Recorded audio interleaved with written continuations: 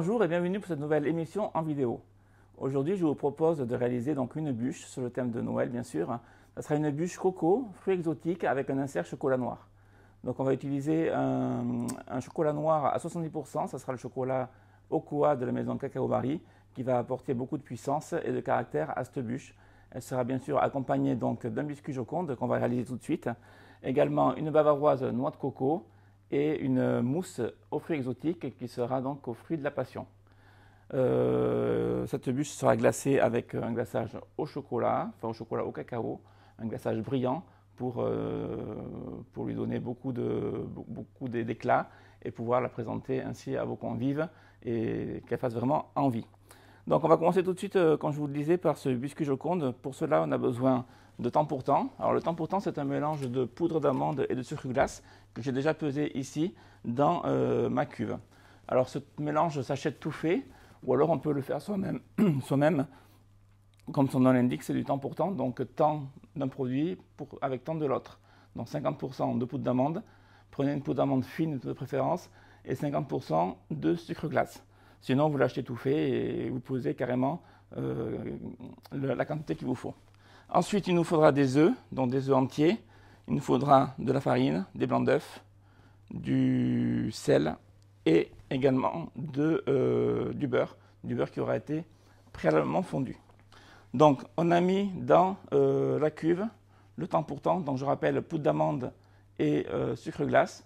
Je fais une parenthèse, on pourrait imaginer un temps pour temps à la pistache, un temps pour temps à la noisette. Quand on parle de temps pour temps, c'est toujours à base d'amande. Si c'est un temps pour temps de notre fruit sec, on le précise.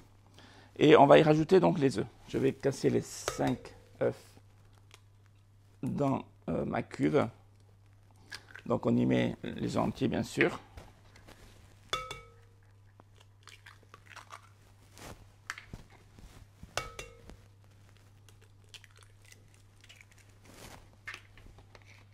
Attention aux coquilles. Hop.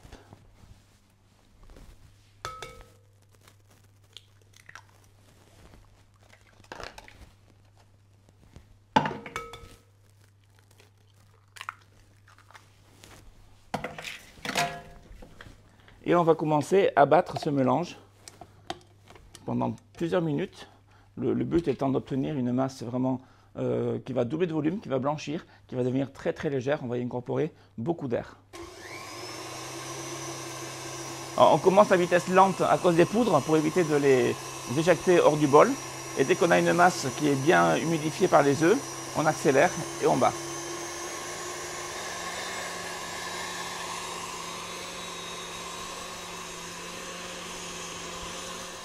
Voilà, le mélange se fait depuis environ 4-5 minutes. Donc de façon à avoir une masse bien aérée, qui a pris un petit peu de volume et qu'on va dans un premier temps laisser de côté. On va prendre donc maintenant une seconde cuve pour monter les blancs en neige. Donc des blancs de préférence à température ambiante, ils monteront beaucoup mieux. Également des blancs qui ont maturé, c'est-à-dire des blancs qui ont vieilli dans le frigo. Donc vous clarifiez les œufs à l'avance, plusieurs jours à l'avance, c'est-à-dire séparer le blanc du jaune, et vous mettez les blancs dans un petit pot au frigo et vous les laissez vieillir. Alors pas longtemps, vous les laissez 3-4 jours, c'est le temps minimum, et on aura des blancs qui vont monter beaucoup mieux. Si par cas vous avez des œufs frais, c'est-à-dire des blancs qui n'ont pas été clarifiés à l'avance, vous y rajouterez dans les blancs une pincée de sel. Donc on va les monter. Comme on a une quantité très petite, on va dégrafer le fouet qui va nous permettre de gagner quelques millimètres en hauteur et qui va ainsi mieux brasser les blancs.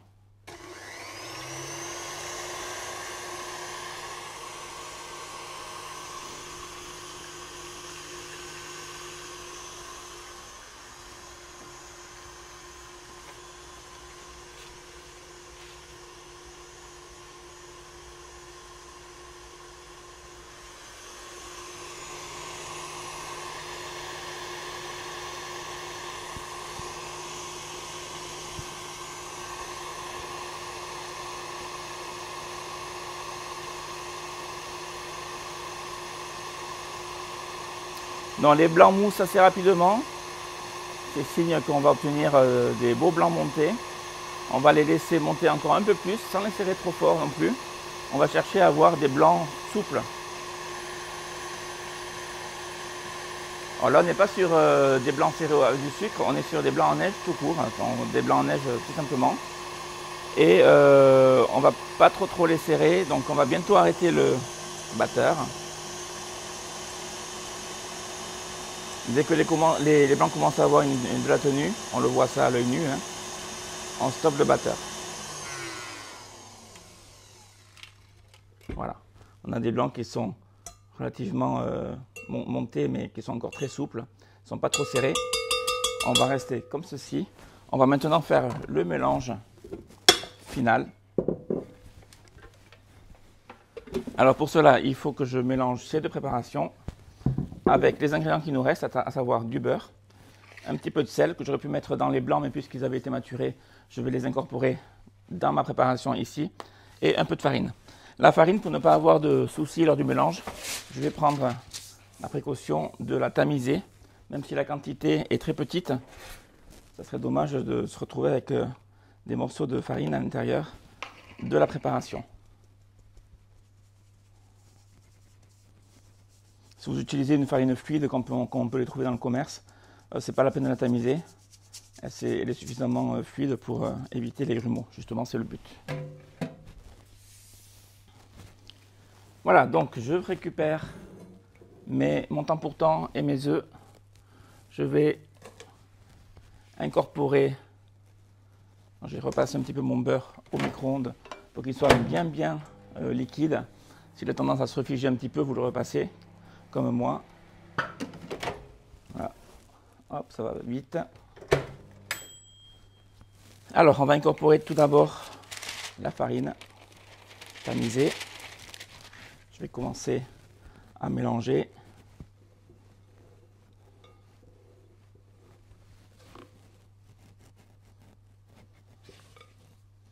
Avant même que le mélange soit totalement fini, je rajoute une partie des blancs.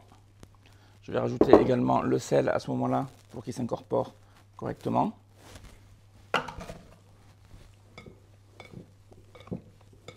Donc là, je termine de mélanger ma farine. Je commence à mélanger mes blancs délicatement. Je rajoute le restant de mes blancs alors que les premiers blancs ne sont pas totalement incorporés. Alors c'est volontaire que je procède ainsi, c'est pour éviter de mélanger avec excès. Si je mélangeais entièrement ma farine, puis je rajoute mes blancs, je les incorpore entièrement, puis je rajoute mon beurre et je l'incorpore entièrement, il y aurait beaucoup trop de mélange, beaucoup trop de mouvements qui va faire retomber la préparation. Tandis que si j'attends que la préparation précédente ne soit pas entièrement incorporée, ça me permet ainsi de limiter le mélange et d'éviter donc qu'il y ait une perte de volume. Et donc un biscuit qui serait beaucoup moins léger, on va dire, après cuisson, et qui serait moins aérien. Et là, j'ai encore des blancs visibles. J'incorpore mon beurre. Je vais tout mettre, vu les quantités. Et je termine mon mélange jusqu'à ce que tout soit bien incorporé. Je vais bien chercher au fond de la cuve à chaque fois pour ne pas laisser de matière non mélangée. Et lorsque j'obtiens une pâte homogène, comme c'est le cas ici, j'arrête le mélange. J'ai allumé au préalable un four à chaleur tournante à 180 degrés. Et là, j'ai une plaque de 40 par 30 cm, donc, sur lequel j'ai mis un tapis silicone. Voilà, j'ai pris une plaque non perforée, au cas où il y a un petit peu de préparation qui sortent de la toile silicone pour ne pas que ça coule dans les trous. Et là, je viens verser donc mon appareil.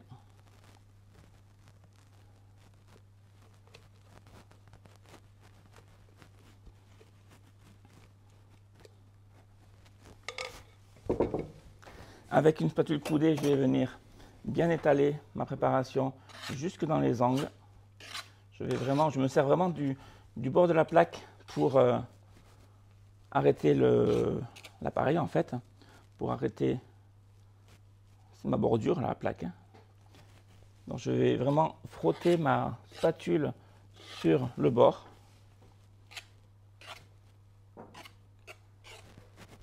Et ensuite, je viens bien égaliser l'épaisseur sur toute la surface de façon à avoir une épaisseur régulière.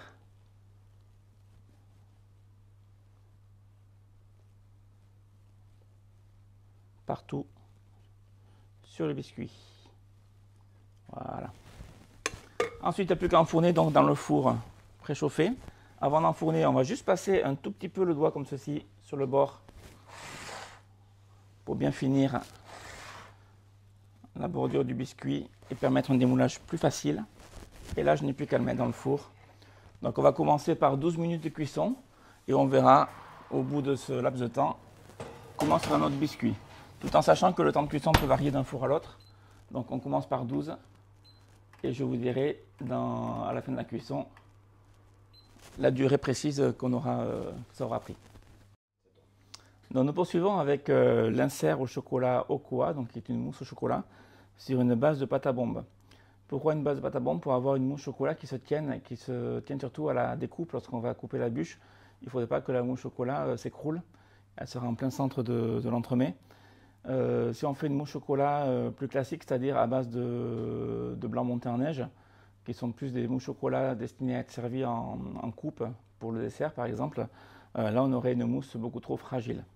Donc la pâte à bombe, c'est un mélange de sucre cuit et d'œufs qui sont battus, montés au batteur.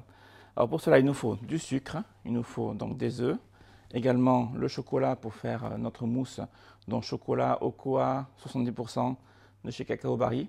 On pourrait bien sûr imaginer utiliser notre chocolat, du Valrhona par exemple, ça c'est vous qui décidez en fonction de ce que vous avez à la maison. De la crème à 35% de matière grasse pour la monter en crème fouettée, et un peu d'eau pour faire notre sucre cuit. Donc, plaque de cuisson, petite casserole. Je vais commencer par mettre un petit peu d'eau au fond de ma casserole. Alors, la quantité d'eau n'a pas trop d'importance, c'est juste une quantité nécessaire à humidifier tout mon sucre. Rassurez-vous, si vous mettez trop d'eau, ça n'est pas grave du tout, vous aurez juste un temps de cuisson du sucre qui sera plus long. Si vous n'en mettez pas assez, par contre, là, ce n'est pas la même chose. Vous risquez d'avoir une caramélisation prématurée. Donc, mettez plutôt trop d'eau que pas assez. Il faut que le sucre soit entièrement humidifié, comme c'est le cas ici à l'image. Ensuite, nous allons prendre une cuve avec un fouet et on va y mettre les œufs. Donc, ce sont des œufs entiers. Ce sont des pois que je mets dans ma recette, non pas des pièces d'œufs. Si on met des pois, c'est pour avoir vraiment un poids précis. Donc si vous avez du mal à les peser, vous cassez plusieurs œufs dans un récipient, vous les mélangez, vous les mixez tout simplement avec un mixeur. Vous les mélangez soit à la fourchette, soit au fouet pour obtenir une masse homogène. Et ensuite vous pesez, comme ça vous êtes sûr d'avoir la quantité nécessaire d'œufs. Je vais commencer à les battre. Alors je vais dégrafer là aussi mon fouet comme tout à l'heure par rapport à la quantité de préparation qu'on fait. Là on fait une préparation pour une bûche, donc c'est des quantités assez réduites. Donc je dégrafe mon fouet pour descendre de quelques millimètres, 3-4 mm, et ainsi mieux brasser les œufs. Alors mon sucre, j'attends l'ébullition. Dès que l'ébullition est atteinte, je vais chercher à atteindre les 118 degrés. Donc la température normale c'est 121 degrés, mais le temps que j'arrête mon feu, que j'attende que mon sucre débulle, on va voir tout ça au fur et à mesure, et que je le verse, les 121 degrés seront atteints. Donc j'arrête un petit peu plus tôt. Si j'attendais les 121 degrés, ben mon sucre serait plus à 121 degrés quand je vais l'incorporer à mes œufs, il serait plutôt à 125, 126 degrés. Et là, je risquerais d'avoir un problème, que le sucre bloque au contact des œufs et que le sucre s'agglutine en fait au bout de mon fouet. Et là, la recette serait ratée. Il faudrait tout recommencer. Donc, l'ébullition arrive tout doucement. Là, je suis encore loin du degré recherché. Donc, dans un second temps, je vais mettre mon chocolat Ocoa dans un petit saladier ici, que je vais faire fondre au four micro-ondes par étape de 20 à 30 secondes pour éviter qu'il ne brûle. Le four micro-ondes, bien sûr, est à puissance maximum. Et toutes les 30 secondes, avec une maryse, je vais mélanger et m'assurer que mon chocolat fond régulièrement et qu'il n'y ait pas donc de soucis, qu'il ne brûle pas à un endroit précis. Voilà, là l'ébullition du sucre est arrivée, donc je vais pouvoir y intégrer mon thermomètre et contrôler donc ma température. Bon, pour les gens qui ont l'habitude, on peut le faire sans thermomètre. On le voit à la force de l'ébullition, si on est loin ou pas loin du tout du degré recherché. Sinon, à la maison, vous utilisez un thermomètre sonde et non pas un thermomètre à visée laser. Le thermomètre à visée laser prendrait la température de la vapeur qui s'échappe de ma casserole ici et non pas la température de mon produit en ébullition. Donc, le thermomètre visée laser n'est pas du tout adapté dans ce cas-là. Voilà, mon chocolat commence à fondre. Je mélange. Je vous montre. Et je le remets dans le four pour 30 secondes de plus. Dans mon sucre. Voilà, je suis à la température recherchée. Ça va très vite parce qu'on a des quantités très réduites. Donc je sors ma casserole du feu. J'attends que mon ébullition cesse, c'est-à-dire que mon sucre débulle. Et on va incorporer donc ce sucre dans les œufs qui sont ici, en train d'être battus. On va éviter de toucher les branches du fouet pendant l'incorporation du sucre, parce que le fouet au contact du sucre va projeter le sucre sur les parois de la cuve, et en fait ce sucre va se solidifier sur la cuve, et c'est du sucre qui ne sera pas dans la préparation. Donc c'est un changement de proportion, un changement de quantité, de goût, de résultat. Et lorsque le sucre est entièrement incorporé, on accélère et on mélange jusqu'à complet refroidissement.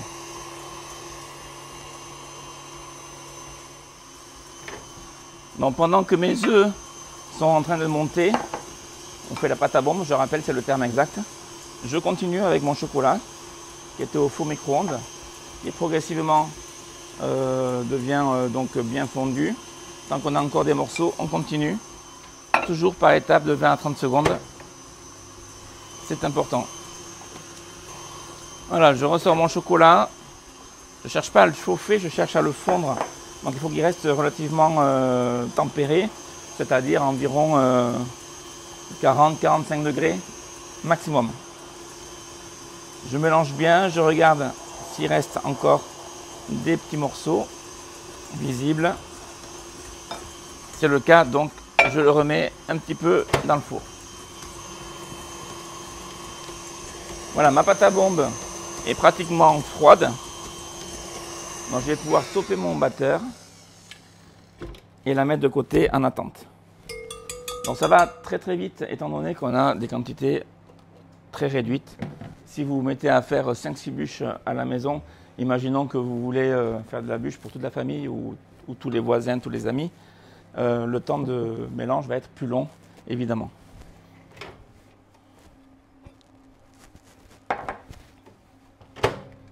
Voilà, donc mon chocolat est entièrement fondu cette fois. Je vais le garder de côté avec ma pâte à bombe. Et on va continuer donc avec le batteur. Et on va monter la crème fouettée. La crème fleurette en crème fouettée. Donc crème à 35% de matière grasse, 30 minimum, 35 maxi. De toute façon, vous ne trouverez pas au-dessus. 35 étant de la crème entière. On ne peut pas trouver au-dessus. Et on va la monter donc en crème fouettée. Une crème fouettée qui va être pas trop serrée, c'est-à-dire on va la garder assez souple. Il faut qu'elle soit bien froide pour la monter. Alors bien souvent on dit de mettre le batteur au congélateur ainsi que le fouet. Bon, il ne faut pas exagérer. Si votre crème, excusez-moi, je regarde le biscuit, on va être pas mal. Si votre crème est bien froide à la base, si la cuve, il faut qu'elle soit tempérée, il ne faut pas qu'elle soit chaude, ça c'est sûr, mais ce n'est pas la peine de la mettre dans le congélateur. Là c'est des détails inutiles. Et on va donc la monter, comme je vous le disais. Et pendant ce temps-là, on va regarder notre biscuit. Notre biscuit qui sort donc du four. Donc il a cuit 12 minutes. Il est parfaitement cuit. Donc je vais pouvoir le sortir. Donc vous voyez à 180 degrés dans mon four, il cuit en 12 minutes. Donc à la maison, vous serez à peu près dans ces temps-là.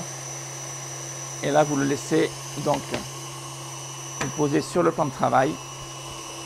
Et on va le démouler tout de suite.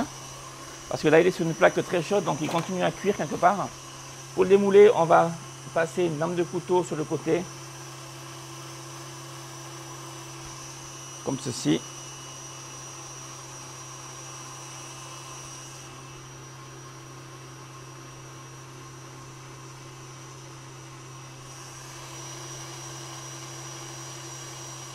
Voilà, on essaie d'aller jusqu'en bas de la plaque, sur le fond de la plaque.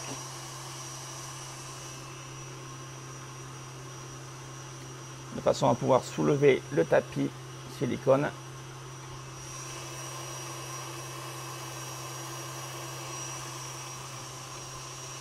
Et là, sur une grille, je vais pouvoir transférer mon biscuit.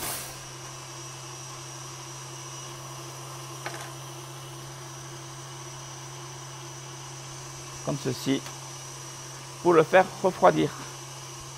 Voilà. Et là, je le laisse donc comme ceci, toujours sur son tapis. Le tapis sera retiré lorsque le biscuit sera froid.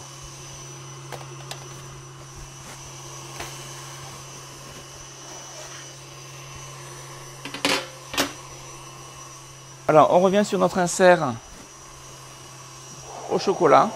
Donc cet insert, je le précise, pendant que la crème est en train d'être montée, on peut le préparer à l'avance. C'est même préférable de le faire la veille ou l'avant-veille, qu'il ait bien le temps de geler donc dans votre congélateur. Si vous voulez vous simplifier le travail, c'est comme ça qu'il faut procéder. Comme ça, vous étalez la réalisation de la bûche sur 2-3 jours et vous êtes beaucoup plus serein ou sereine à la maison. Donc là, la crème commence à foisonner, c'est-à-dire qu'elle commence à se transformer en crème fouettée. On le voit en surface avec les traînées que le fouet peut laisser en surface. On va la fouetter encore un petit peu plus. Attention à ne pas trop la fouetter, vous obtiendrez en finalité du beurre si on mélangeait trop longtemps.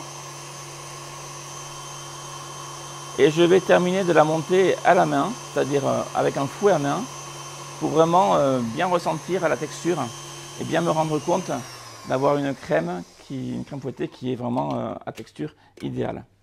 Donc là, elle est souple encore à ce stade.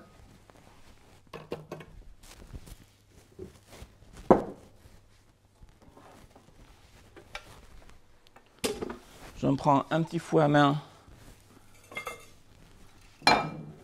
Et là, je me rends bien compte de la texture. Vous voyez, quand je la prends, on va montrer comme ceci. Peut-être qu'on verra mieux là. Quand je la prends, elle tient au bout du fouet, mais bon, elle a tendance quand même à vouloir tomber. Donc, je vais terminer de la mélanger comme ceci, jusqu'à ce qu'elle tienne bien au fouet. Mais cependant, elle reste souple parce que regardez le bec d'oiseau, on va appeler ça comme ça, que j'obtiens. Si je secoue un petit peu au fouet, vous voyez, la crème, elle tombe. Donc, je veux quand même une crème qui se tienne, mais qui reste très souple. Voilà, là, on va être bien. Et maintenant, on va faire donc notre mélange final. Alors, le mélange final, c'est ma pâte à bombe, c'est mon chocolat fondu que je vais incorporer dans ma pâte à bombe.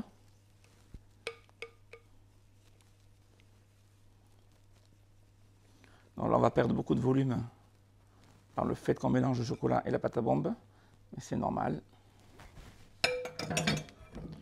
On va même faire le mélange au fouet pour éviter que le chocolat se solidifie en fait au contact de la pâte à bombe et d'obtenir une masse homogène. Je précise, il n'y a pas de gélatine, il n'y a rien qui fait solidifier la préparation, qui lui permette de tenir. C'est le beurre de cacao du chocolat qui a un rôle de ciment en fait, pour maintenir la mousse une fois qu'elle sera refroidie. Voilà, là j'ai un mélange qui est bien lisse, sans grumeaux. Les grumeaux, ça aurait pu être le chocolat qui soit solidifié et qui fasse plein de petites paillettes dedans. Alors, c'est pas du tout ce que je recherche, hein, bien sûr. Et maintenant, on va incorporer donc la crème fouettée. On va d'abord incorporer environ un quart de la crème.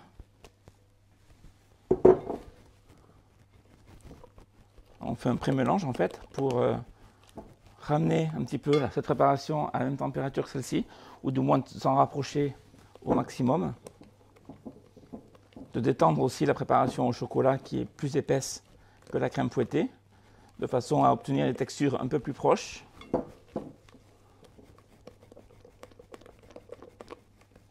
Voilà, je mélange pas au fouet avec une maryse, mais j'y vais quand même de façon assez énergique, de façon à obtenir un mélange rapide. Et la crème qui reste, là je peux la rajouter sans crainte.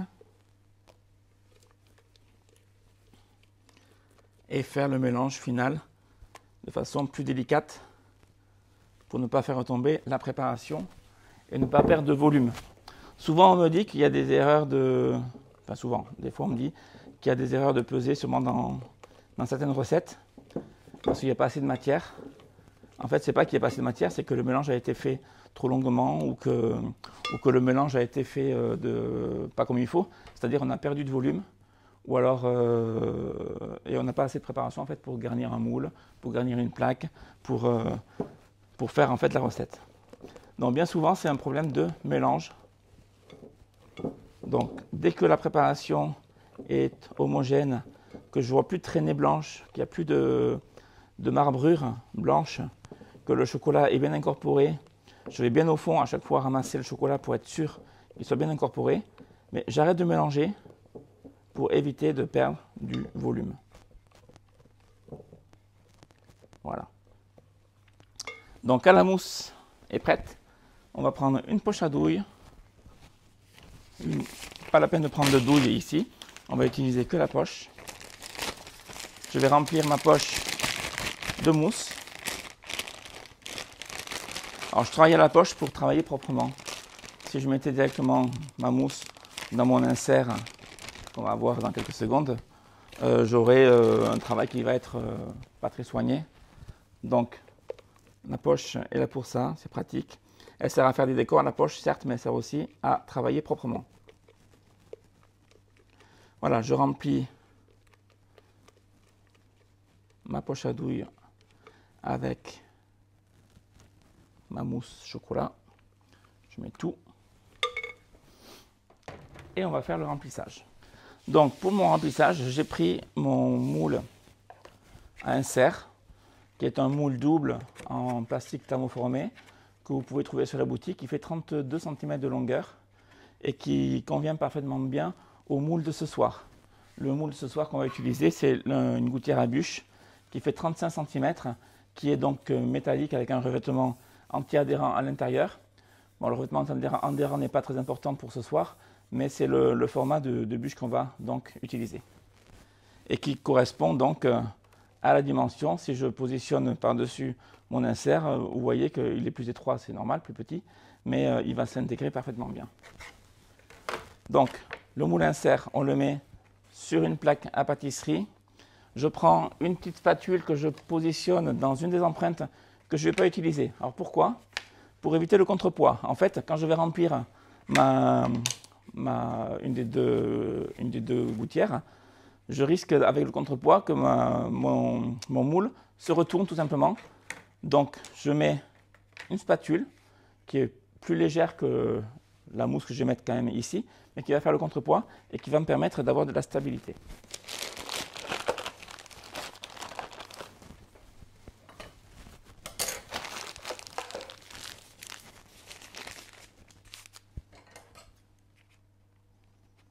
Voilà, je fais donc une découpe sur ma poche à douille, une découpe assez large ici, et je vais garnir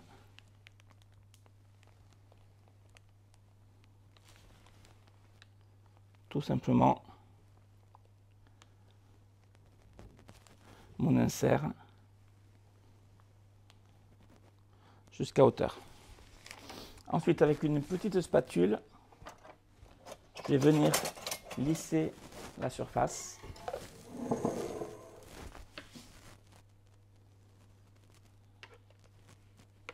Voilà, si j'ai un peu trop de crème, de mousse, je la récupère et je l'essuie sur mon récipient.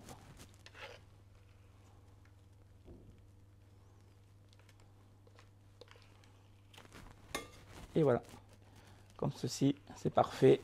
Si vous reste un peu de mousse au chocolat, vous pouvez l'adresser en verrine. Bon, c'est difficile de faire des quantités précises, d'autant plus qu'on travaille sur des quantités déjà assez réduites, donc on ne peut pas descendre trop bas dans les proportions. Donc si vous reste de la mousse au chocolat, vous la mettez en verrine et vous la servirez au dessert à la famille, ça va leur plaire, c'est sûr. Et pour notre insert, ce qu'on fait, on le filme au contact avec un papier film adapté, un papier qui va au congélateur. Et ensuite, je n'ai pas la peine d'appuyer dessus, on le dépose juste comme ça, il va se positionner tout seul. On met notre insert au chocolat dans le congélateur. Et là, on peut le faire, donc, comme je disais, la veille ou l'avant-veille, mais même 8 jours à l'avance si vous voulez. Si vous voulez vraiment étaler la réalisation de cette bûche dans le temps, vous faites l'insert, vous le mettez au congélateur. Il va patienter pendant 8 jours dans le congélateur sans aucun problème. Et dans 8 jours, ça nous ramènera à 2-3 jours avant le réveillon, il nous suffira de continuer de faire le biscuit Joconde et de faire les autres préparations pour finaliser notre bûche. Voilà, on met ça en congélation et on se retrouve dès que l'insert sera pris. On poursuit avec la bavaroise de noix de coco. Alors pour cela, on a besoin de lait, du lait entier de préférence, également de la noix de coco râpée que j'ai ici, également donc des jaunes d'œufs, du sucre, un petit peu de vanille en gousse, une demi-gousse, également une masse de gélatine que j'ai faite hydrater à l'avance, donc c'est de la gélatine en poudre, de l'eau qu'on mélange et qu'on laisse poser au moins 15 minutes. Ne pas confondre gélatine en poudre et masse de gélatine. La masse de gélatine, c'est de la gélatine déjà hydratée, prête à être incorporée dans la préparation. Tandis que la gélatine en poudre ou en feuille, c'est la gélatine à l'état sec.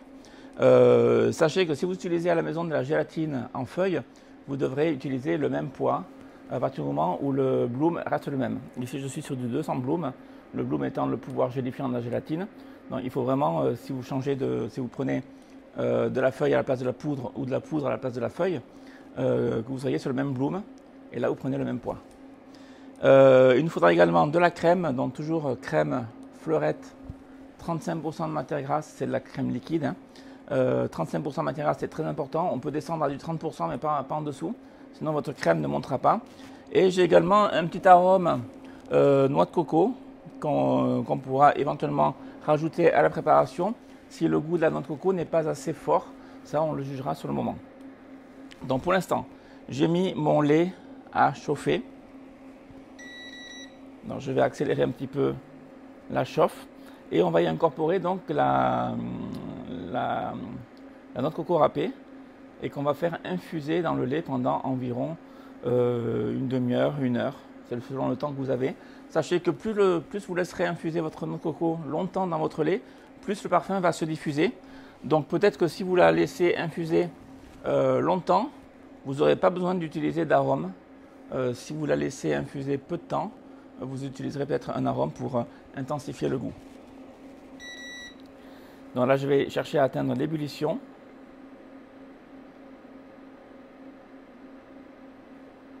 Voilà, on va y être très vite.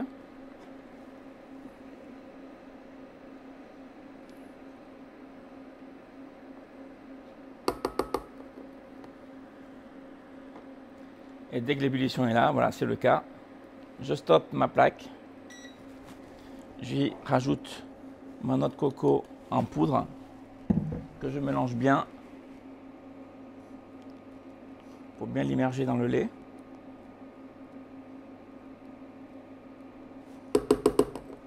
Et là, je vais filmer ma casserole, donc filmer directement sur la casserole. Voilà, je tends bien mon film dessus et je laisse, comme ceci, infuser pendant une demi-heure, 1 heure, c'est selon le temps que vous avez. Plus longtemps ça sera, mieux ça sera pour avoir vraiment un lait très très parfumé.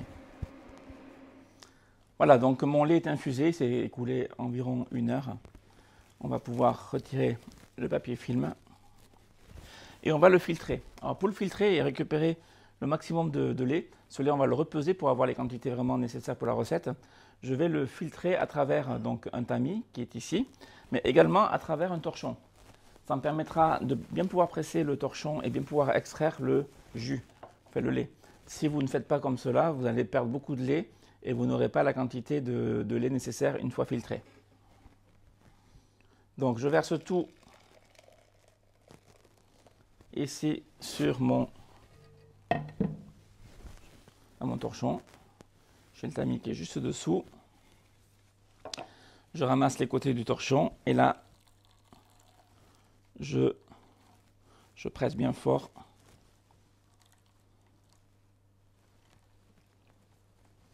Alors, si c'est un petit peu chaud encore, on appuie comme ceci, de façon à récupérer le maximum de lait. Alors je mets de côté pour l'instant, je vais vérifier la quantité que j'ai pu récupérer. Hop. Donc pour cela, je vais prendre un verre doseur. Là, il me faut récupérer un demi-litre. Donc là, j'ai un verre doseur de 1 litre. Et je vais donc verser mon lait et voir si j'ai ma quantité nécessaire. Ça me semble pas mal.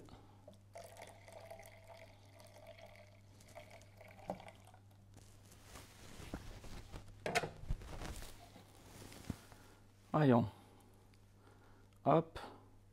Je suis un tout petit peu en dessous du poids nécessaire. Donc je vais reprendre mon torchon ici. Et je vais le presser un peu plus pour extraire vraiment le jus qu'il me faut. Voilà, comme ceci. Là, j'ai mon demi-litre. C'est parfait. Donc, on poursuit notre bavaroise, notre coco. Dans le lait qu'on a récupéré, je vais le mettre maintenant à chauffer dans une casserole propre. On ne reprend pas la casserole de tout à l'heure qui est couverte de débris de notre coco dans le fond. Là, je reprends donc quelque chose de bien propre pour éviter d'avoir des particules de coco à l'intérieur. Voilà, on va refaire chauffer le lait. Et là, on va faire une crème anglaise collée. Donc, crème anglaise collée, ça nécessite d'avoir des jaunes d'œufs qu'on va mettre ici dans le petit saladier. Également du sucre en poudre. Alors, le sucre, je vais mettre la moitié dans ma casserole avec le lait, à peu près, et l'autre moitié dans mes jaunes d'œufs. Alors, pourquoi dans le lait? Pour éviter au lait d'accrocher au fond de la casserole et de caraméliser, d'avoir une pellicule en fait, qui se forme et qui brunisse. Donc là, on est sûr d'éviter cette caramélisation. Et le restant du sucre, je le mélange donc au jaune d'œuf et je mélange jusqu'à ce que je n'entende plus le grain du sucre frotter au fond du récipient. Donc je m'assure qu'il soit entièrement fondu. Là, ce que je fais, on appelle ça blanchir. Voilà, ça va assez vite parce que j'ai quand même peu de sucre. Donc il faut rapidement. Voilà, mon lait va être chaud, donc je vais le réduire un petit peu. Je vais y rajouter ma gousse de vanille que je vais fendre en deux avec un couteau. Je viens bien gratter pour récupérer toute la matière qui est ici sur le couteau que vous voyez là. Cette matière à ne surtout pas négliger. C'est ça qui va parfumer ma crème que je rajoute donc dans mon lait. Et je mets également la gousse grattée dedans. Je mélange de façon à ce qu'il diffuse bien son arôme. Voilà, qui se répande bien dans tout le lait. Et là, je vais revenir donc sur une ébullition assez rapidement. Donc, j'augmente mon feu. Je veux une ébullition bien franche. Et lorsque cette ébullition est présente, je vais verser donc la totalité de mon lait dans mes œufs blanchis, mes jaunes d'œufs blanchis.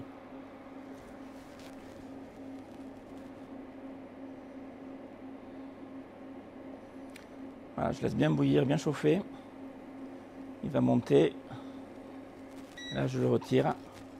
Et je le mélange donc à mes jaunes. Je le rajoute au jaune en mélangeant au fouet. Et je mélange bien de façon à tout bien dissoudre.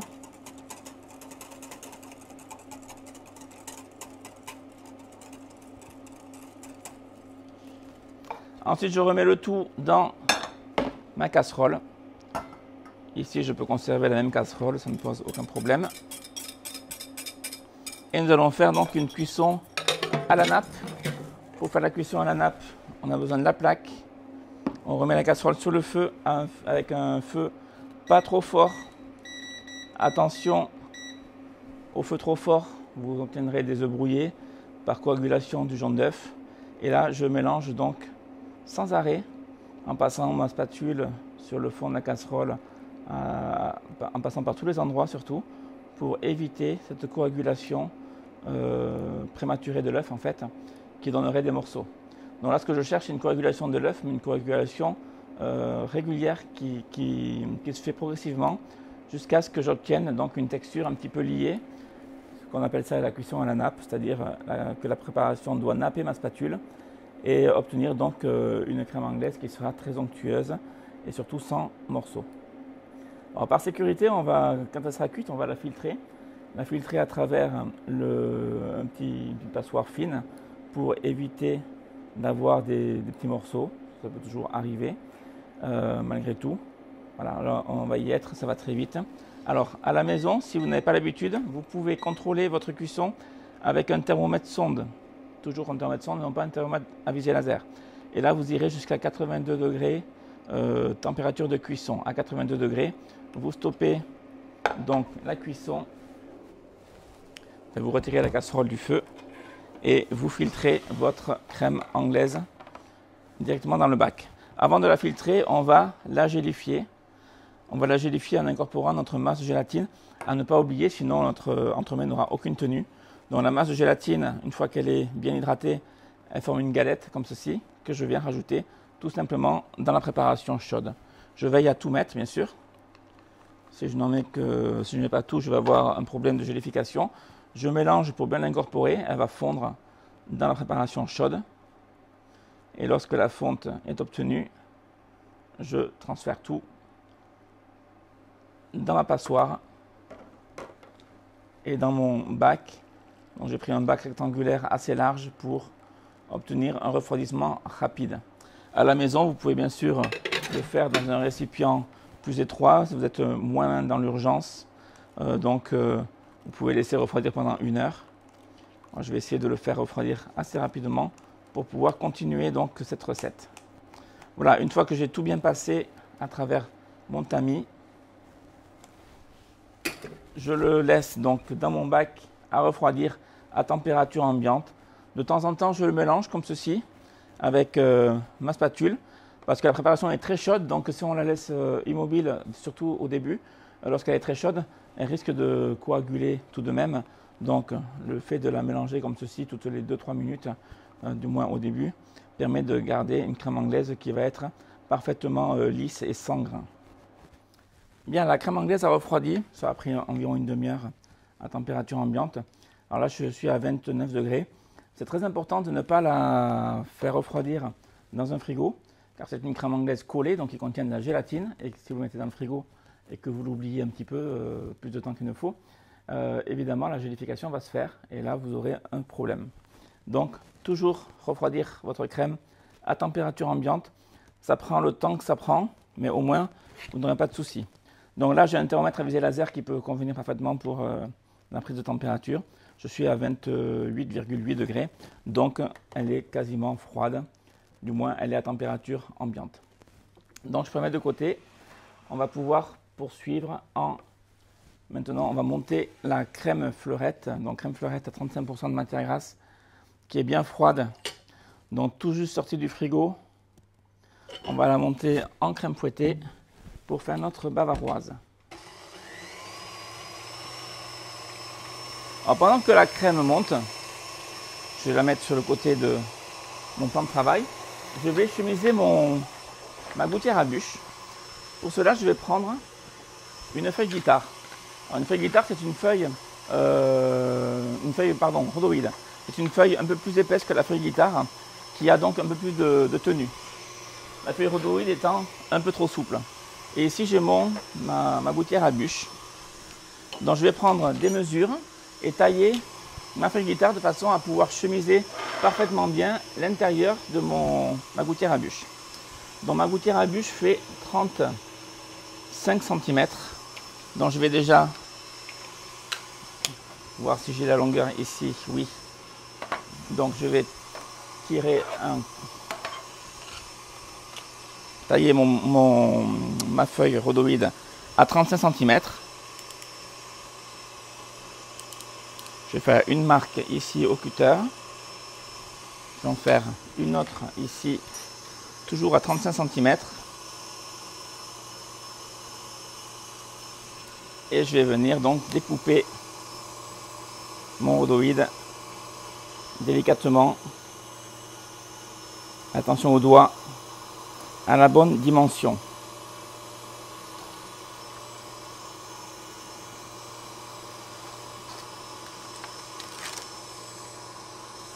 Voilà.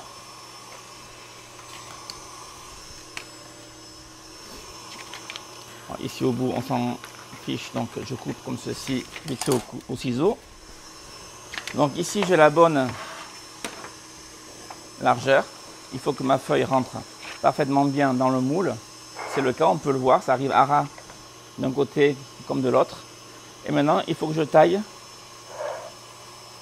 Il faut que j'amène ma feuille rhodoïde à ras de ce côté-là, ici, suivez mon pouce. Et il faut que je le taille au bon endroit, de ce côté-là, pour que ça chemise parfaitement bien l'intérieur de mon moule. Donc, je vais faire une petite trace au cutter pour me faire un repère. Je peux le sortir. Je vais mesurer la dimension que j'ai, donc du bord jusqu'à ma trace qui est ici. Donc je suis à la trace qui est toute petite, je suis ici, je suis à 15 cm. Donc je vais faire une seconde marque ici à 15 cm et tailler. Donc de trace à trace.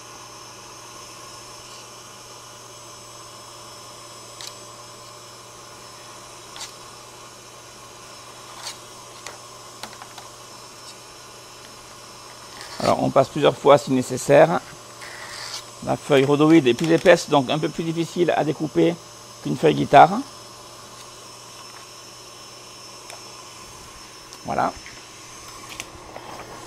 Et donc j'obtiens mon rectangle de feuille rhodoïde qui doit donc aller parfaitement bien dans mon moule. Comme ceci. Il doit bien sûr tenir dans le fond du moule. Et il faut qu'il ait une certaine rigidité pour ne pas qu'il vienne nous perturber lorsqu'on va faire le remplissage de la gouttière. Si le papier était trop souple comme la feuille guitare, on risquerait d'avoir des soucis lors du montage de la bûche. Je reviens à ma crème fouettée sur le côté, qui est pas mal du tout. Je vais l'arrêter maintenant. On voit qu'elle a bien foisonné. Je la stoppe un petit peu à l'avance pour terminer le montage à la main, comme je l'ai fait précédemment pour une autre préparation. Et ainsi mieux évaluer la texture de ma crème en mélangeant comme ceci. Voilà, et là j'ai une texture donc qui se tient, qui est pas trop ferme non plus, mais pas trop souple. Donc comme ma crème anglaise collée et refroidie, on était à 28,8 degrés il y a quelques minutes, donc ça n'a pu que rester identique, voire baisser un petit peu. Voilà, je suis à 27,9 degrés, donc c'est parfait. Je vais pouvoir la transférer dans un récipient.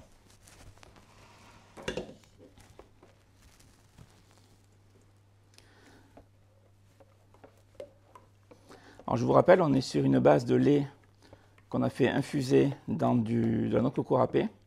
Alors c'est la méthode la plus adaptée que je trouve pour parfumer une préparation à la noix de coco, pour rester pour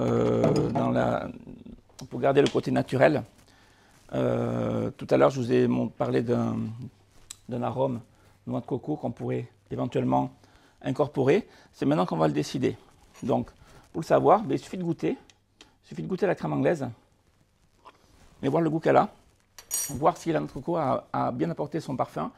Ça dépend du temps d'infusion que vous avez laissé votre noix de coco dans le lait. Ça dépend de la qualité de votre noix de coco également. Donc si vous avez un souci de goût, c'est-à-dire que c'est trop léger, vous pouvez éventuellement rajouter quelques gouttes d'arôme coco. Ici, ce n'est pas le cas. J'avais une noix de coco de très très bonne qualité. Donc je vais la laisser telle qu'elle. Là, je garde le côté naturel avec le parfum de la noix de coco qui vient vraiment de noix de coco. Donc on va terminer la bavaroise. Je vais incorporer une partie de ma crème fouettée, environ un quart. Ce mélange, je vais le faire au fouet. Voilà, que le mélange se fasse rapidement. Alors, au fouet, parce que ça a tendance à faire des espèces de blocs de crème, comme des icebergs en fait, qui flottent sur la crème. En mélangeant au fouet, j'obtiens quelque chose qui est plus onctueux, plus lisse également. Ça donne un petit peu de texture à ma préparation, qui est très liquide à la base. C'est une crème anglaise, je le rappelle. Donc on est sur une bavaroise et non pas sur une mousse, comme une mousse de fruits par exemple. Et là, je vais rajouter donc le restant de ma crème montée. Et je vais terminer le mélange au fouet également, mais plus en douceur.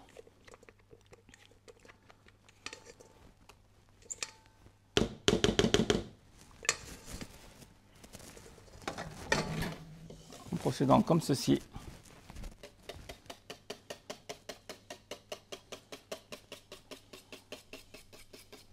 Jusqu'à incorporation totale de ma crème. Et là aussi, le fouet me sert à casser les morceaux de crème pour obtenir vraiment une texture très très lisse. Et dès que le mélange est fait, on arrête de remuer. Ça ne sert à rien de remuer plus.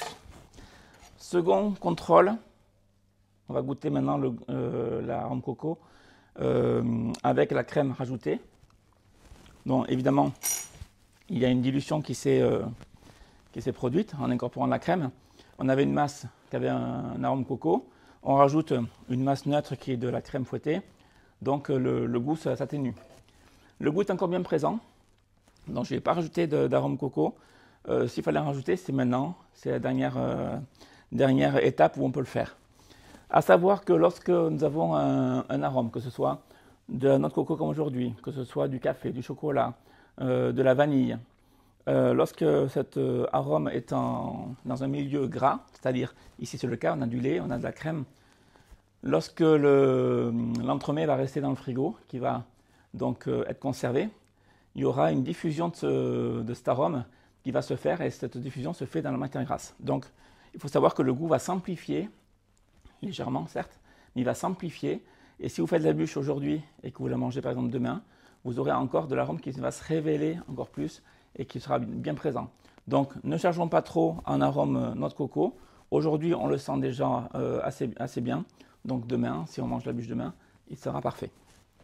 Donc je prends maintenant mon moule. Je vais le mettre sur un plat de façon à pouvoir le déplacer facilement.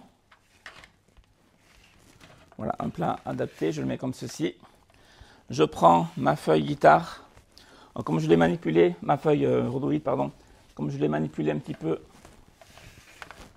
j'ai fait des traces de doigts, c'est pas très gênant, mais bon, c'est une question d'hygiène. Je l'essuie avec un torchon sur les deux côtés, qu'elle soit bien propre.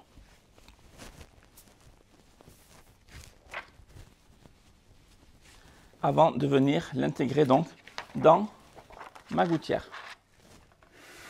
Donc là, je l'ai mise, on ne la voit plus, on voit que ça brille, donc on voit qu'elle est présente, mais elle est vraiment à ras. Si les dimensions ont bien été prises, ça doit arriver à ras. Je vais venir mettre de la bavaroise dans le fond de ma gouttière et je vais placer ma gouttière dans le congélateur pour que cette première couche se solidifie. Le restant, merci. Le restant de la bavaroise, on va la garder ici à température ambiante. Alors, on va mettre au congélateur pour que ça aille vite. Donc, je commence. Voilà, je mets juste un fond de bavaroise. Comme ceci. C'est pour que l'insert puisse être maintenus à mi-hauteur et qui ne viennent pas donc se déposer au fond de la bavaroise et toucher le fond du moule. Une fois la bûche démoulée, on aurait l'insert qui serait vraiment en haut de la ration. On veut que l'insert soit positionné au centre. Donc, la seule façon, comme on a une préparation qui est souple, à savoir la bavaroise, c'est que je remplis ma gouttière comme ceci. Pas plus. S'il y a des petites coulures, on essuie rapidement. Et là, on place donc la gouttière au congélateur pendant 30 minutes. Voilà, donc ma gouttière à bûche a passé 30 minutes dans le congélateur. Donc ma bavaroise s'est gélifiée partiellement. Je ne cherche pas à avoir une gélification totale. Et là, j'ai sorti mon insert. Donc rappelez-vous la mousse chocolat au koa qu'on a réalisé plus tôt, que je vais démouler. Alors, il faut qu'elle soit bien sûr bien froide pour pouvoir démouler, la démouler facilement. Et j'écarte simplement les côtés, comme ceci. Et je vais venir la retourner et la démouler sur ma plaque qui est bien froide. Alors j'y vais délicatement pour ne pas bien sûr casser mon insert. C'est mieux si on le sort entier bien sûr. J'essaie de préserver mon moule également si je peux.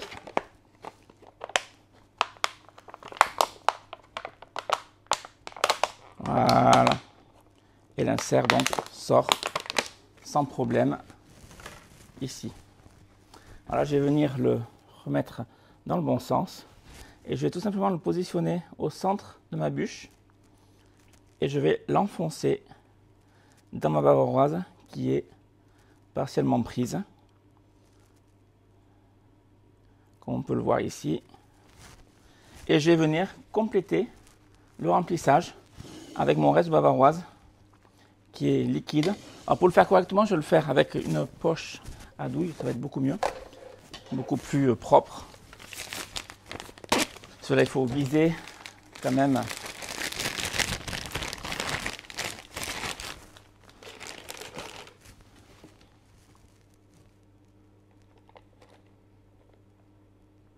voilà, je mets ma préparation dans la poche à douille.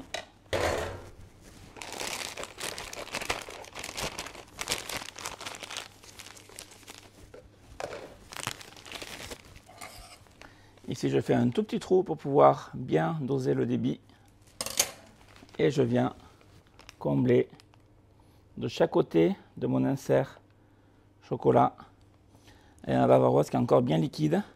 Donc, il va venir combler tous les petits trous, tous les endroits qu'il faut combler. Et surtout, je ne passe pas au-dessus de mon insert. Je viens combler seulement autour. À savoir qu'il y a une seconde préparation, cette fois aux fruits exotiques, donc aux fruits de la passion, qui va venir se rajouter au-dessus de mon insert. Donc là, je tapote bien pour bien lisser et je remets en congélation. On poursuit avec la mousse fruits exotiques, donc fruits exotiques qui est du fruit de la passion aujourd'hui. Donc fruit de la passion que j'ai mis ici dans une casserole à chauffer. Il nous faudra également du sucre, donc du sucre que je rajoute tout de suite dans mon fruit de la passion pour que celui-ci ait le temps de bien se dissoudre. Également de la gélatine donc hydratée qui nous donne une masse de gélatine que j'ai ici dans mon petit pot, que je fais hydrater bien un quart d'heure avant de l'utiliser. Donc si c'est de la gélatine en poudre, on met entre 5 à 6 fois le poids de la gélatine en eau. Et si c'est de la gélatine en feuilles, on la fait tremper dans une grande quantité d'eau, d'eau froide bien sûr, et ensuite on l'égoutte et on l'incorpore à la préparation chaude. Lorsque vous incorporez vos feuilles de gélatine, lorsque vous trempez vos feuilles de gélatine dans l'eau froide, vous allez les mettre une à une et non pas en tas. Sinon vous aurez un noyau qui va rester sec et qui ne sera pas bien. Donc là je chauffe ma purée. Je ne cherche pas obligatoirement à obtenir une ébullition. Je suis à 75 degrés. Je vais arrêter ma cuisson de suite. Je cherche juste à avoir une première chauffe déjà pour bien dissoudre mon sucre. Et également pour bien incorporer ma gélatine. Alors la gélatine, je pourrais l'incorporer comme ceci et la faire fondre. Mais je peux, pour faire encore mieux, je peux la faire fondre au préalable au four micro-ondes. C'est ce que je vais faire. Et je vais l'incorporer donc liquide dans ma purée. et ainsi je vais être sûr qu'elle soit bien incorporée. Ensuite, on va faire refroidir cette masse dans le récipient ici en plastique. On va la faire refroidir rapidement pour revenir vers les 30-35 degrés maximum. Donc je sors ma gélatine qui est fondue. Donc là c'est la masse de gélatine qui fond très vite. Attention à ne pas la laisser trop longtemps dans le four, sinon ça se met à bouillir et à déborder. Et je l'incorpore donc liquide dans ma purée de passion. Ainsi je suis sûr qu'elle est bien incorporée. À ne pas oublier bien sûr la gélatine qui est le ciment, le gélifiant, c'est l'ingrédient qui va faire tenir ma préparation. Alors pour ceux qui ne peuvent pas manger de gélatine d'origine d'origine porcine, pour différentes raisons, vous pouvez utiliser de la gélatine de poisson. Alors vous la trouverez également sur la boutique, qui est en poudre, qui a le même pouvoir gélifiant. Par contre, l'origine est différente, donc ça peut être mieux selon la raison pour laquelle vous ne voulez pas manger de gélatine d'origine bovine ou porcine. Voilà, une fois que le mélange est bien fait, je transfère donc dans mon bac, toujours pour avoir un refroidissement rapide. Je le mets dans un bac sur une fine épaisseur, donc un grand récipient, sur une fine couche. À la maison, si vous n'avez pas d'urgence, vous pouvez le mettre dans un saladier et le laisser refroidir tranquillement. Au lieu de refroidir en un quart d'heure, il refroidira en 1h30. Mais bon, ça, c'est pas très gênant. Voilà, je le remue de temps en temps pour m'assurer que la préparation refroidisse un peu plus rapidement. Et pendant ce temps, je vais préparer la crème fouettée. Donc, encore une crème fouettée, mais c'est la base, bien sûr, d'une mousse, d'une bavaroise.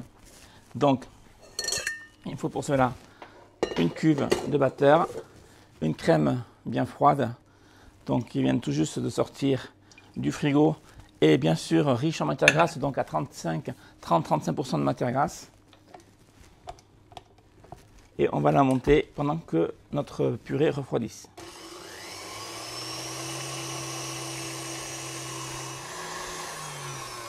Donc voilà, ma crème montée est prête.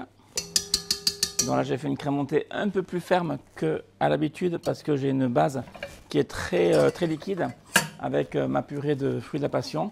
Donc c'est pour que ma mousse, une fois qu'elle est assemblée, ait une meilleure tenue, ne soit pas trop fluide. Donc pendant que ma crème montée, ma préparation a refroidi, je l'ai remuée régulièrement. Voilà, je suis à 40 degrés, elle est encore un tout petit peu tiède. Je vais terminer de la refroidir dans mon cul de poule qui lui est métallique et qui est naturellement frais vu que c'est du métal. Donc je vais pouvoir récupérer les 5-6 degrés qui me manquent pour descendre à 35 degrés, voire un peu en dessous. Alors pour refroidir ma préparation, je mélange comme ceci en faisant bien remonter la purée sur les côtés. Voilà, je suis à 38,8 et je fais ça pendant 2 minutes et je devrais atteindre les 35 degrés très facilement.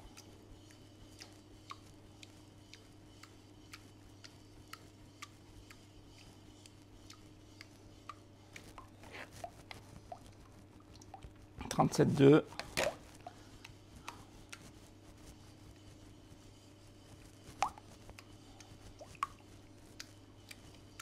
Voilà, on va être pas mal.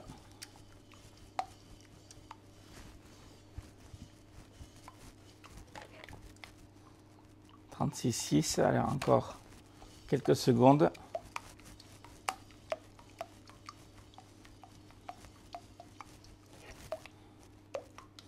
« 35,9 ». Voilà, on va être bien. Donc je vais pouvoir, je vais prendre un fouet pour commencer mon mélange. Incorporer environ un quart de ma crème. Bon, ça va permettre à ma base de refroidir encore un peu plus, de me rapprocher de la texture finale de ma préparation. Donc le fait de mettre de la crème, on épaissit un petit peu la texture de base. Je suis descendu à 30 en quelques secondes en faisant comme ceci. Et là, je peux rajouter donc le restant de ma crème fouettée sans risque.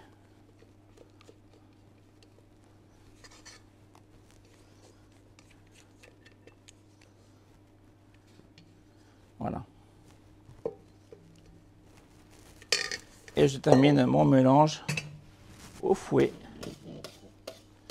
en mélangeant délicatement. Alors délicatement, ça ne veut pas dire lentement, ça veut dire qu'il faut le mélanger avec précaution, mais pas n'importe comment à la va-vite. Le but étant d'obtenir une préparation bien homogène, que la crème fouettée soit totalement incorporée. Voilà. Lorsque c'est le cas, on arrête de mélanger. Je vais venir placer ma préparation dans une poche.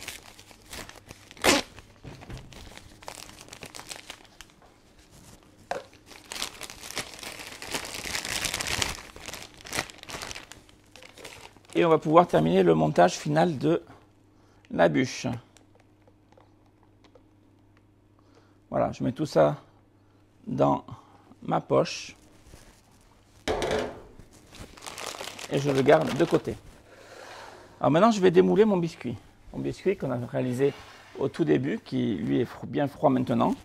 Je vais le démouler sur une feuille de papier sulfurisé.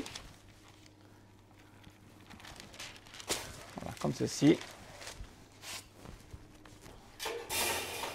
Donc on va retirer la toile silicone.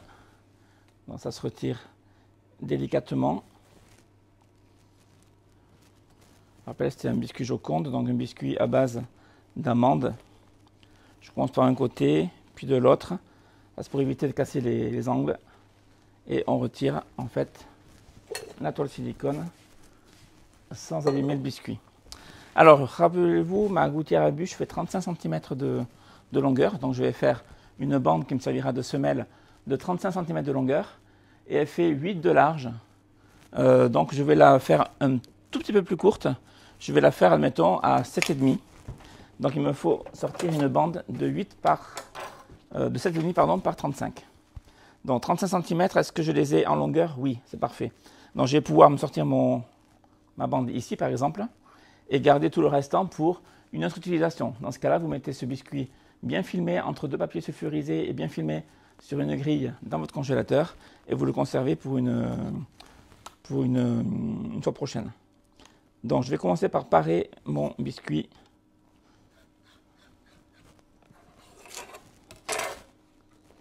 Je vais faire pareil de l'autre côté, mais à 35 cm.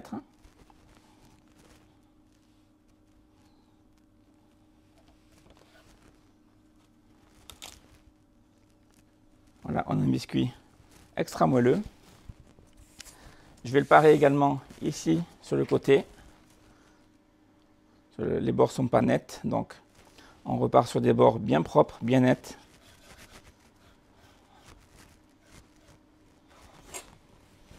Et donc, je vous ai dit à 7,5, sachant que la largeur de ma gouttière fait 8. Donc, je fais une trace au couteau, une seconde trace ici au couteau, et j'ai plus qu'à relier les deux points et à couper tout simplement. Voilà. Donc le biscuit, la semelle de ma bûche est prête. Je vais vous montrer rapidement le résultat. Vous voyez, c'est un biscuit très souple, un biscuit Joconde qu'on a réalisé aujourd'hui. Et il faut qu'il soit régulier en épaisseur et il est extra moelleux. Le restant, congélateur. Donc je garde ça de côté. Il me manque un sirop de ponchage à réaliser. Alors le sirop de ponchage, moi j'aime bien utiliser le sirop de sucre de canne qui est donc prêt à l'emploi. C'est facile à faire. C'est facile à faire un sirop aussi avec de l'eau et du sucre, hein, mais au moins on gagne du temps. Donc je prends du sirop de sucre de canne déjà tout prêt, sinon vous prenez un sirop à 30 degrés baumé que j'aromatise ici avec du rhum. La quantité de rhum, c'est vous qui voyez, c'est selon votre goût personnel. On mélange bien avec un pinceau et on le tient à disposition donc à côté de soi. Voilà, je vais aller chercher la bûche qui est dans le congélateur et on se retrouve de suite pour le montage final. Bien, j'ai tous les éléments réunis. Alors, un élément dont on n'a pas parlé jusqu'à présent, c'est le Karakrakine que je vous présente ici. Donc, c'est un produit de la maison Cacao Barry, hop, qui est donc du chocolat au lait avec du caramel et des éclats de biscuits. Donc, c'est une préparation toute faite qui va être intégrée à ma bûche et qui va amener beaucoup de goût, bien sûr, avec le chocolat et le caramel et du croustillant. Alors, ce Karakrakine, il se présente comme ceci. Je l'ai dans mon petit récipient ici, que je vais placer dans une poche à douille.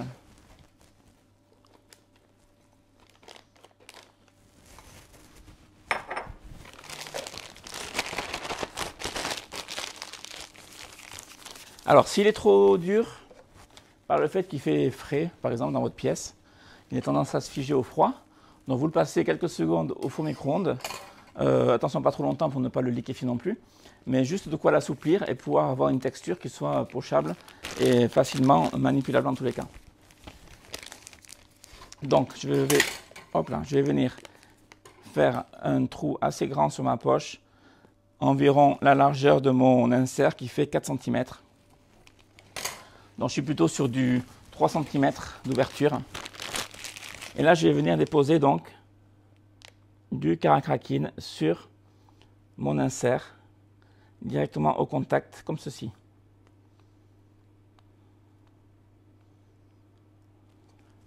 Voilà.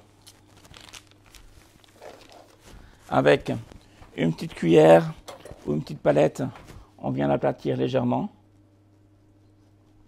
qui prenne toute la largeur de l'insert.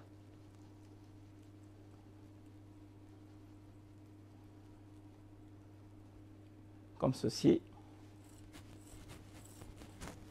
Et là, je vais prendre maintenant ma préparation aux fruits exotiques. Je vais venir faire un trou pas trop grand, vraiment pour pouvoir réguler le débit. Et je vais venir remplir, donc couvrir mon insert, couvrir mon Karakrakine, couvrir la totalité de ma préparation avec cette préparation aux fruits exotiques. Donc ici on est sur une mousse.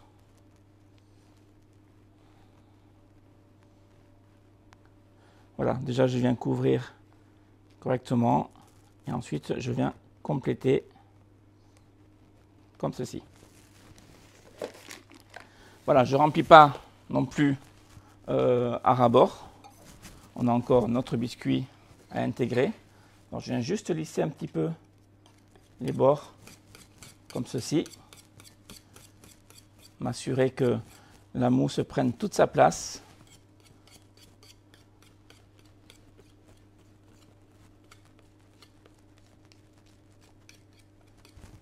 Et là, je viens prendre donc mon biscuit.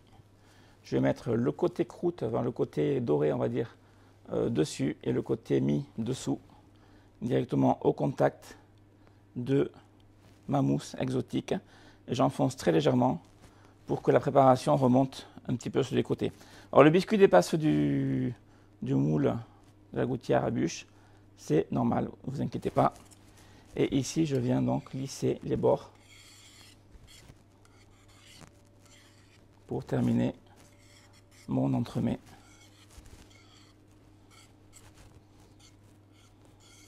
Voilà, je presse un petit peu pour que la préparation remonte sur les côtés et je lisse tout simplement. Donc le biscuit est légèrement en retrait par rapport à la taille du moule. On voit bien par la vue du dessus que mon biscuit est un peu plus étroit et un peu plus étroit en longueur et en largeur. Voilà, et là je vais venir donc poncher ce biscuit Joconde avec mon sirop qu'on a préparé juste avant. Le sirop il est froid. Bon, si vous le faites, je le précise, dans le cas où vous faites un sirop à base de sucre et d'eau, donc un sirop à 30 degrés, avant de l'appliquer, bien sûr, et de faire le mélange sirop plus rhum, vous attendez que votre sirop soit froid. Voilà, on fait un second passage. Comme ça, le biscuit a le temps de bien absorber la première couche. Et il faut apporter ce sirop pour apporter du moelleux au biscuit.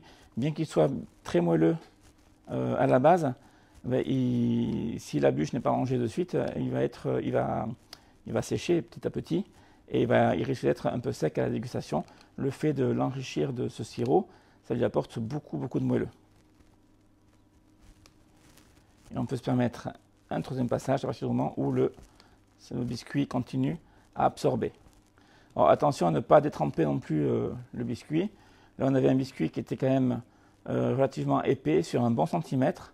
Donc on a assez d'épaisseur pour pouvoir se permettre de mettre bien de sirop sur ce biscuit. Voilà, là on a terminé. On n'a plus qu'à filmer notre bûche. Alors cette bûche pourrait être réalisée à l'avance jusqu'à cette étape. À l'avance, ça veut dire grand maximum 15 jours.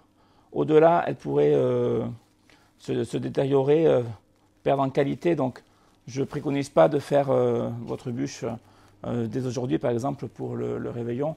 On n'est pas loin du réveillon, mais bon, si vous voulez vous préparer, c'est 15 jours à l'avance. Si vous voulez être avec une qualité optimale, vous la commencez 3-4 jours à l'avance et ça va être très bien. Voilà, je fais attention que mon film soit bien au contact, que les bords soient bien tendus, le papier bien positionné et on met au congélateur. Nous poursuivons avec le glaçage chocolat noir qui est donc la dernière préparation pour cette bûche pour la glacer lorsqu'elle sera totalement congelée. Pour cela, il nous faut donc de la crème fleurette, du sucre, de l'eau, du cacao, ici cacao plein arôme, cacao Barry, et également de la gélatine que j'ai déjà hydratée, donc masse gélatine, et une casserole et un feu. Donc on va commencer par faire un sirop avec donc l'eau qu'on place en premier dans la casserole et le sucre.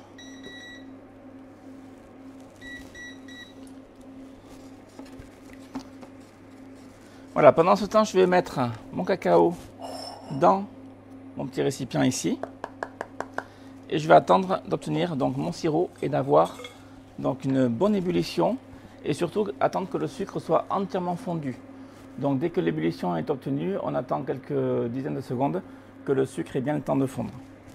Je prends le soin de bien humidifier tout mon sucre, qu'il n'y ait pas de problème lorsque le sirop se forme, qu'il n'y ait pas de pré-caramélisation, de choses de ce genre-là. Voilà, donc on va jusqu'à l'ébullition, on attend d'y arriver.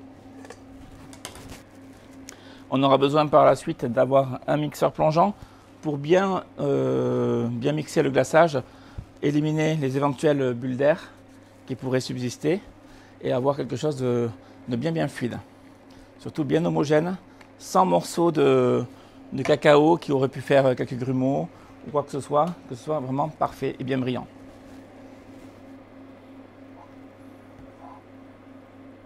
Donc le sirop se forme progressivement.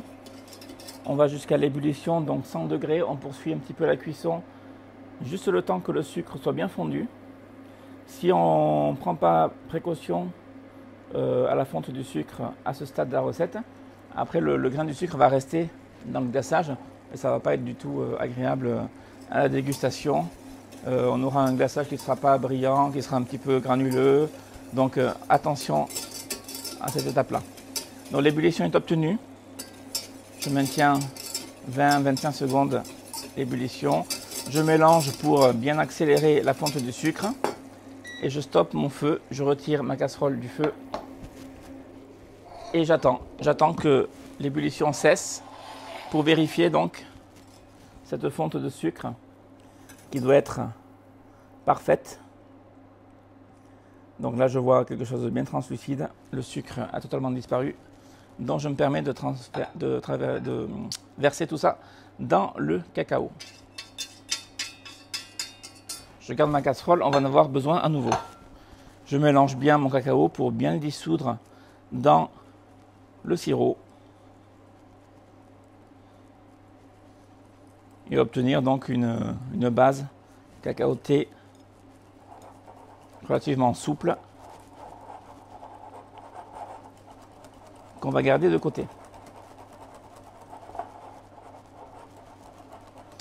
En parallèle, je vais mettre ma crème à chauffer dans ma casserole. La même casserole qui a servi à réaliser le sirop. Et je vais la porter à ébullition.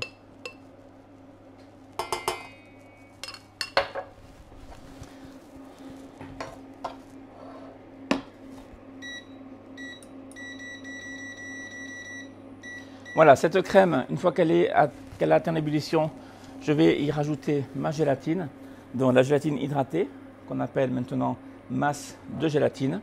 Je vais bien la dissoudre, incorporer le tout dans ma masse au chocolat, au cacao, et tout mixer pour obtenir donc mon glaçage, qui sera un glaçage extrêmement brillant, très cacaoté, et qui va bien, bien napper ma bûche.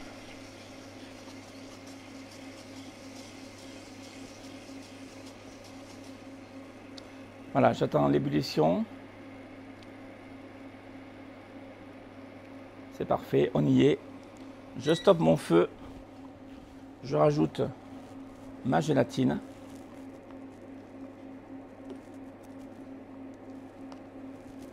Gélatine très importante. Si on veut que le glaçage fige au contact de la bûche, c'est indispensable. Je mélange bien pour bien la dissoudre. Je me sépare de ma plaque de cuisson, on n'en a plus besoin. Voilà, je mélange bien. J'aurais pu la faire fondre au préalable au micro-ondes. Ça, c'était pas indispensable, mais ça aurait été possible.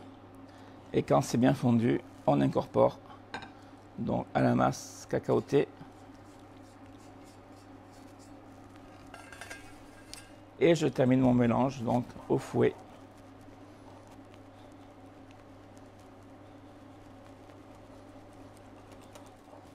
Voilà, on obtient donc un glaçage, bien sûr qui est trop chaud à ce stade pour être utilisé.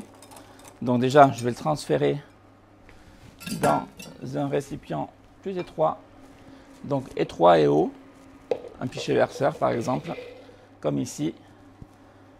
Je vais le mixer pour être sûr d'avoir un glaçage parfaitement homogène.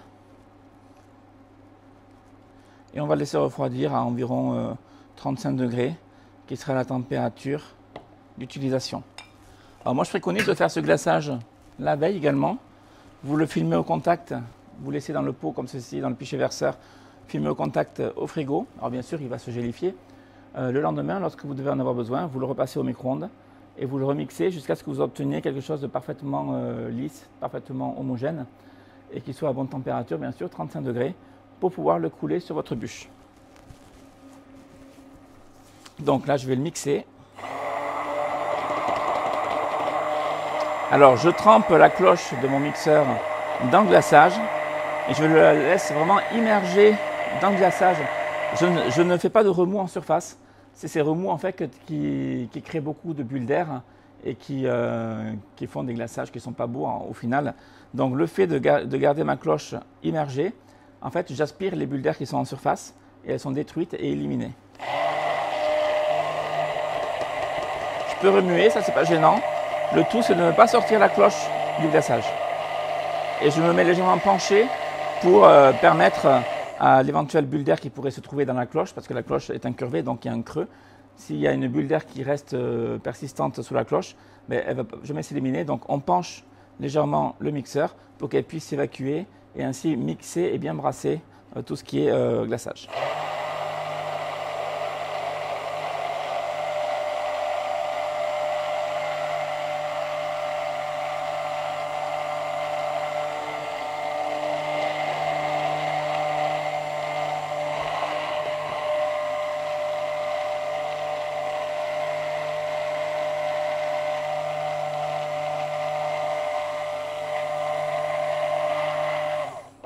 Voilà pour le glaçage, on le laisse refroidir jusqu'au moment de son utilisation.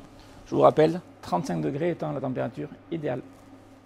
Voilà, je sors ma bûche du congélateur, c'est le moment de la démouler.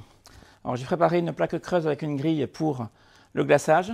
Le glaçage qui est ici dans le récipient qui est à 30-35 degrés. On va revoir la température au dernier moment et la texture. Une planche pour la découper, je préfère faire 2 petites bûches qu'une grande. À la maison, vous pouvez la garder entière, il n'y a pas de souci. Et mon plat de service. Donc je retire mon papier film et je vais me servir d'un chalumeau pour chauffer juste les extrémités, qui sont des extrémités, la préparation est en contact direct avec le métal, donc ça peut coincer un petit peu sur les bords. Donc on va juste chauffer, mais chauffer légèrement, hein. On ne cherche pas à faire fondre la préparation, juste à pouvoir la détacher facilement. Voilà, on reviendra un petit peu s'il faut avec le chalumeau. Je vais me prendre un petit couteau. Je vais juste entailler très légèrement ici au-dessus.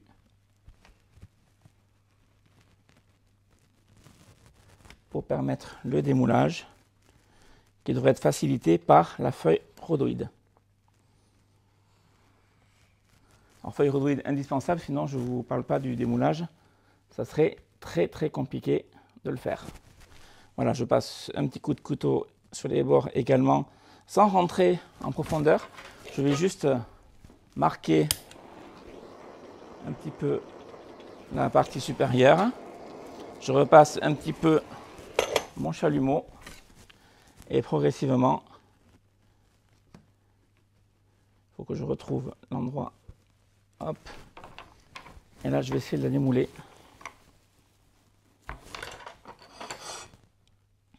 Là, je mets avec une pointe, je pénètre dans le moule. Alors, c'est très froid, c'est pour ça que c'est un petit peu compliqué à sortir au départ. On va aider un petit peu comme ceci, juste très rapidement. Il ne faut pas l'abîmer non plus en la démoulant, donc on prend les précautions nécessaires. Petit à petit, elle va venir. Voilà, ça va venir progressivement. Encore un petit coup de chalumeau. On y va à tâtons, vraiment. Chauffer ici, c'est pas utile. Il y a le rhodoïde. C'est surtout les bords qui nous coincent. Et ici. Allez, on retente encore un petit peu. Et voilà, et la bûche arrive tout doucement, mais sûrement. Et elle se démoule. Donc vous avez vu, pour le démoulage, c'est vraiment petit à petit, avec le chalumeau, on chauffe les bords. Et vraiment ici, la base de la bûche. Mais le but n'est pas de la faire fondre, encore une fois. C'est vraiment, le but est de la détacher, de permettre de pouvoir la retirer facilement. Alors maintenant, tant qu'elle est congelée, il faut le faire de suite. On retire la feuille rhodoïde, qui est donc au contact de la bûche. Alors si vous glacez votre bûche sans retirer la feuille rhodoïde, c'est la catastrophe, bien sûr. Votre bûche sera impossible à découper. Ici, j'arrase un petit peu les bords pour avoir quelque chose de bien net. Tant qu'elle est congelée, c'est facile. Je fais pareil ici.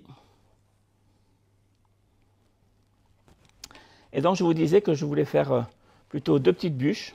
Alors je ne suis pas obligé de la couper en plein milieu, je peux faire une petite bûche de... Là, on va dire que c'est une bûche pour 8, voire 10 personnes, ça dépend de la taille des rations. Je peux par exemple faire une bûche de 6, une bûche de 4. Donc pour la couper, je vais prendre un grand couteau. Ne pas oublier qu'elle est congelée, donc elle va être dure à couper. Et je vais faire une bûche qui va rentrer sur mon plat de service. Donc je vais faire à peu près comme ceci. Voilà, je fais une petite marque. Et là, je vais la trancher.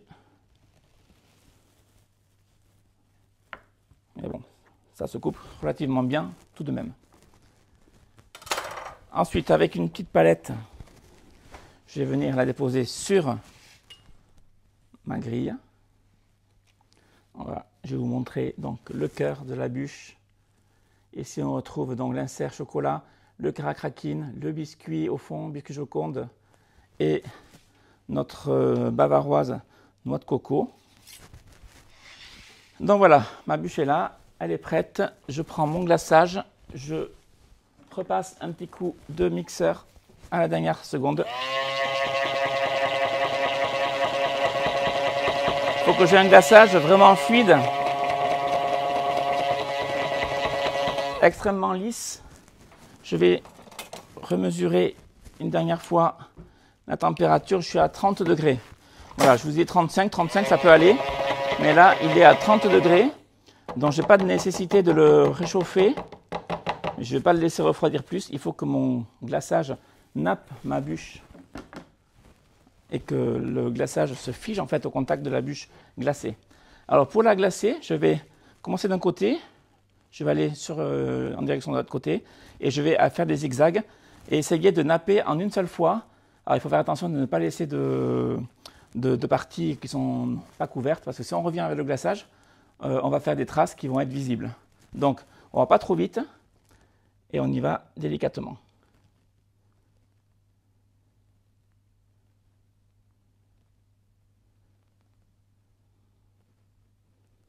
Gaëtan, si tu vois de ton côté une partie qui n'est pas couverte, tu me le dis. Les coins au début juste. D'accord, si c'est les coins, c'est pas grave. Voilà, sachez que le glaçage qui coule dessous, bien sûr, vous le récupérez et vous en servez pour l'autre partie de la bûche. Vous avez suffisamment de glaçage pour couvrir la bûche entière de 35 cm de long. Voilà, ici je peux revenir, si c'est que le bord, c'est pas très gênant. Et voilà, comme ceci. Je la papote. Donc glaçage parfaitement lisse, brillant, pas ou peu de bulles d'air. Le mieux c'est qu'il y en ait le moins possible. Donc le glaçage est figé au contact de la bûche qui est bien froide. Je vais pouvoir la transférer maintenant sur ce plateau de service.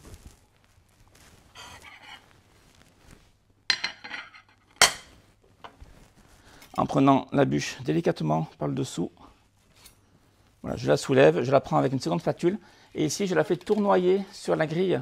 C'est pour casser en fait les fils de glaçage qui s'écoulent, qui maintenant sont figés, mais pour les casser et avoir vraiment une base qui est bien nette, bien propre. Et ensuite je viens positionner donc ma bûche sur le plat de service en faisant attention de le faire proprement bien sûr.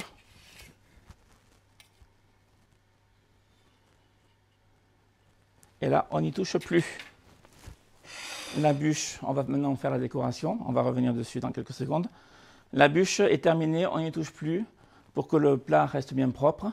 Sachez qu'il faudra la laisser décongeler entre 3 et 4 heures pour qu'elle soit vraiment dégelée à cœur et que vous puissiez donc la déguster. On se retrouve dans quelques secondes pour la finition. Voilà, finition de notre bûche. Donc, celle-ci est bien présentée, elle a une bonne tenue.